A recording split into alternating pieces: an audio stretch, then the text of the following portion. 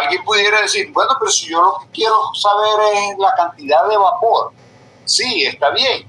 Lo que yo quiero saber es la cantidad de vapor, ¿okay? Pero la cantidad de vapor que no es la que necesito pasar, ¿okay? Necesito pasar muchísima más cantidad de agua para producir esta cantidad de vapor. ¿Y cuánto es eso?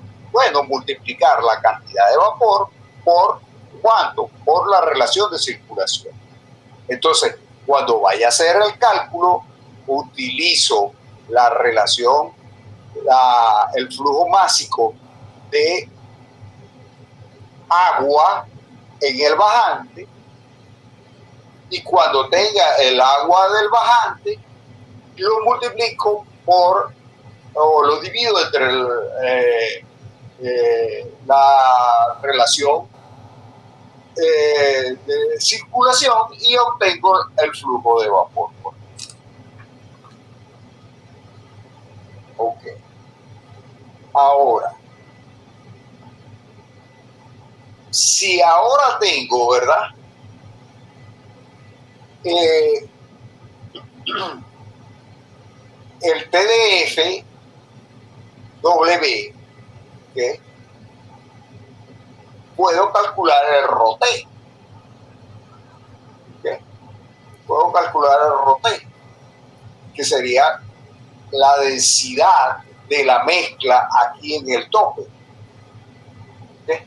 Porque la densidad de la mezcla aquí en el tope va a ser una relación entre la densidad del líquido, la densidad del gas, ¿okay? O la densidad del vapor, y la proporción de gas y líquido. O sea, ¿qué es lo que voy a tener? ¿Okay? La proporción esta que aparece acá, que sería entonces, me va a quedar que la densidad en el tope lo puedo sacar de esta forma que aparece. Esto es que termodinámica otra vez. Termodinámica. Ahora, ρW otra vez, digo que lo podríamos calcular como el inverso de el volumen específico, que me queda este valor que está acá. Y eso significa que ahora yo puedo obtener la densidad promedio en el elevador como esta función que aparece. ¿Ok? Y meto los valores y me queda que la densidad promedio es esto que está acá. Y eso hace entonces que ahora yo puedo calcular el potencial de circulación, o sea, que puedo calcular cuál es la energía que yo dispongo para hacer circular el fluido, ¿ok? Para hacer circular el fluido dentro del circuito de ebullición sin tener ningún tipo de apoyo exterior.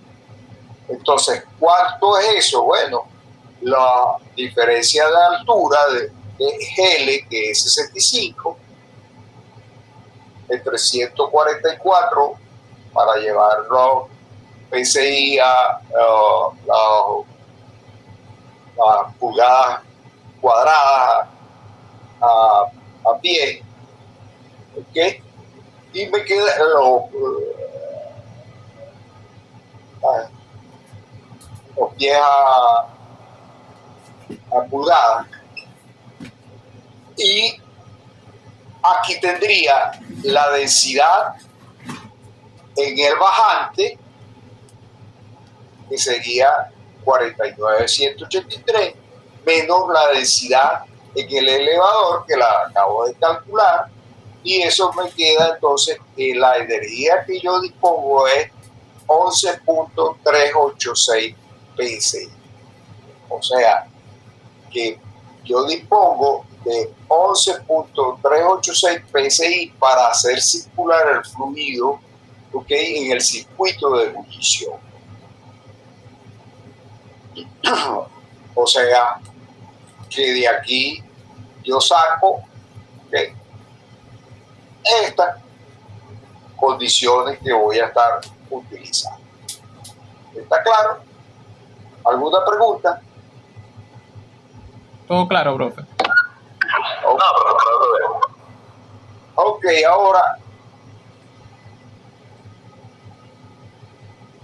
¿qué falta? Lo que me piden es especificar de qué material van a estar hechos los tubos y las tuberías. ¿Ok? Entonces, me están diciendo que los bajantes son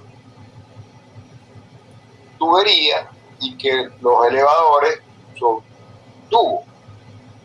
¿Ok? Entonces, lo primero que tengo que hacer es calcular la presión de diseño. Entonces, la presión de diseño, ¿qué voy a utilizar como presión de diseño? La presión de diseño sería la máxima presión que yo voy a tener. ¿Dónde va a estar la máxima presión? Vamos a revisar el esquema. Aquí yo voy a tener la presión, ¿okay?, que es la indicada. ¿Okay? ¿Lo hace? Sí, profe, ¿será en la parte más baja la presión más alta? Ajá. Entonces, ¿qué pasa a medida que yo voy bajando?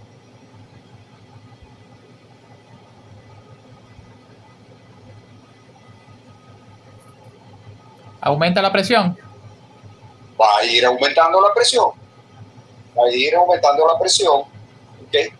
Y alguien pudiera decir, bueno, pero eso es discutible porque eso es dinámico. ¿Okay? Eso se está moviendo, etcétera, tal. Ok, vamos a suponer, ¿verdad?, que por un instante eso está funcionando, ¿ok? Y es posible que entonces la presión no sea tal, como tal. ¿Okay? Pero, ¿qué sucede si, por ejemplo, esto está funcionando a plena carga y por alguna circunstancia hay un paro? Si hay un paro, ¿qué significa eso? Que se deja de producir vapor, pero la presión aquí se mantiene. Si se deja de producir vapor y la presión se mantiene, eso significa que yo voy a tener aquí la presión máxima, la presión de operación, que arriba voy a tener vapor y aquí tengo líquido. Y todo esto va a estar lleno ¿de qué? De líquido. Por lo tanto, entonces, la presión a la que va a estar sometido, ¿okay?, estos tubos y estas tuberías, va a ser ¿cuál? La presión de operación acá más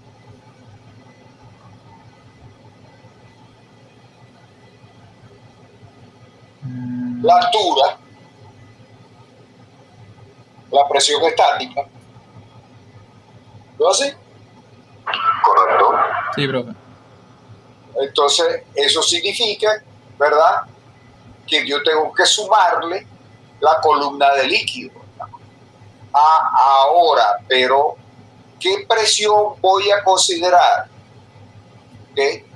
La presión de diseño sería la presión interna menos la presión externa.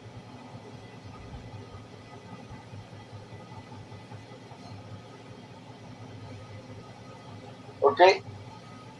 Entonces, de alguna forma, yo tendría que colocar, ¿okay?, la presión externa. ¿Y cuánto vale la presión externa?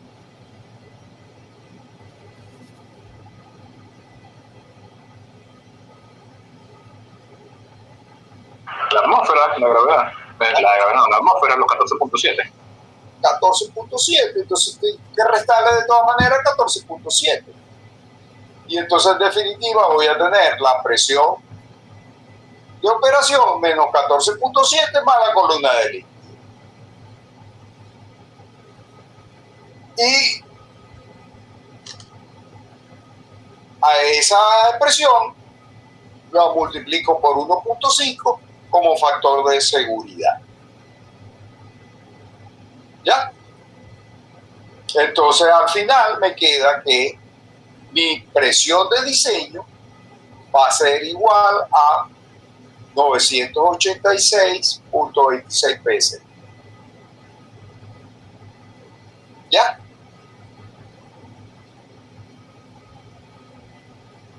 Perfecto, entonces ahora vamos a usar las fórmulas que mencionamos. De estas ecuaciones, de estas fórmulas, ¿cuál de estas vamos a usar? ¿Vamos a usar esta? No. ¿Por qué no? Porque ya yo conozco el espesor.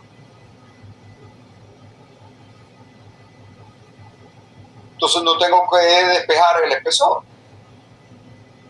Entonces lo que voy a usar es esta para despejar el esfuerzo máximo o mínimo permisible.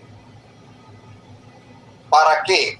Para que con ese esfuerzo ir a la tabla de materiales y ver si soporta, escoger cuál material soporta ese esfuerzo correspondiente. ¿Está claro?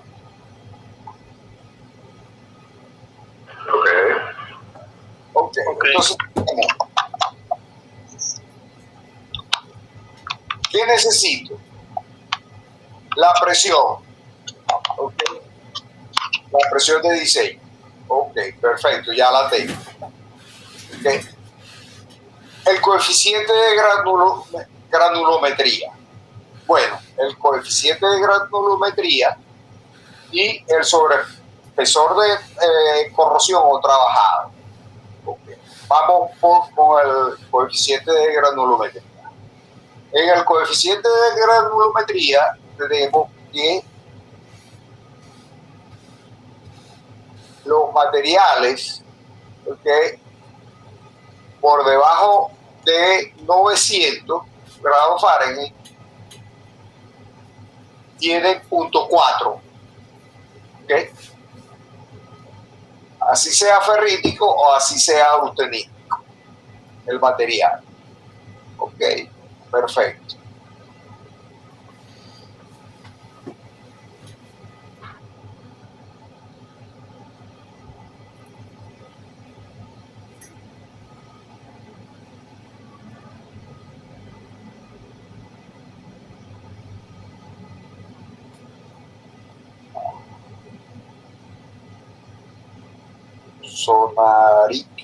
Sonarica se acaba de conectar. Está un poco tarde, pero bueno. Vamos a ver. Ajá, entonces tengo esto, ¿verdad? Ahora, la temperatura, con respecto a la temperatura, ¿verdad?